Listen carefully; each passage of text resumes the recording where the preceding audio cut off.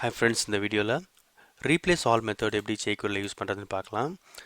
Suppose ஒரு existing paragraph element HTML element இருக்குது. அந்த பேராகிராஃபை ரிமூவ் பண்ணிவிட்டு அதுக்கு பதிலாக ஒரு நியூ HTML டேகை நீங்கள் ரீப்ளேஸ் பண்ணணும்னு நினச்சிங்கன்னா இந்த ரீப்ளேஸ் ஆல் மெத்தடை யூஸ் பண்ணலாம். ஓகேவா? இதுதான் சின்டாக்ஸ். இது வந்து எக்ஸிஸ்டிங் செலக்டார், இது வந்து நியூவாக நீங்கள் ரீப்ளேஸ் பண்ண போகிற கண்டென்ட். ஓகேவா? இங்கே நான் ஒரு HTML கோட் எழுதியிருக்கேன்.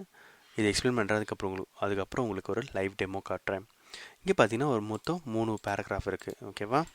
இந்த 3 பேராகிராஃபும் பார்த்தீங்கன்னா இதில் ஒரு கண்டென்ட்ஸ் இருக்குது. ஓகேவா? ஸோ சினாரி என்னென்னு பார்த்தீங்கன்னா இந்த 3 பேராகிராஃபும் எனக்கு வேண்டாம், நான் வந்து இந்த 3 பேராகிராஃபையும் வேறு ஒரு எலிமெண்ட் HTML எலிமெண்ட்னால ரீப்ளேஸ் பண்ணணும். அது எப்படி பண்ணலான்னு பார்த்தீங்கன்னா நான் ரீப்ளேஸ் ஆல் மெத்தட் யூஸ் பண்ணலாம்.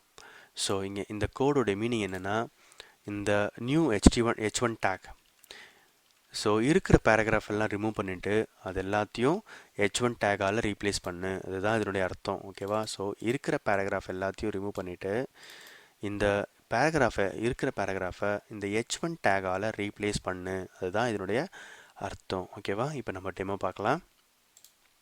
இங்கே பார்த்தீங்கன்னா 3 பேராகிராஃப் இருக்குது. இங்கே நான் கோடில் காட்டுறேன். 3 பேராகிராஃப். இந்த பட்டனை கிளிக் பண்ண உடனே 3 பேராகிராஃபும் காணாமல் போயிடும்.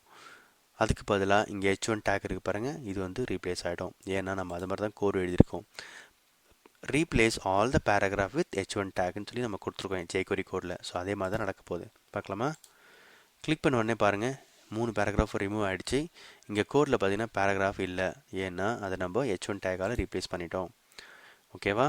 இப்படி தான் நம்ம ரீப்ளேஸ் ஆல் மெத்தடை jQueryல யூஸ் பண்ணலாம். உங்களுக்கு இந்த வீடியோ பிடிச்சிருக்குன்னு நினைக்கிறேன். பிடிச்சிருந்தா லைக் பட்டன் கிளிக் பண்ணுங்கள். தேங்க்யூ.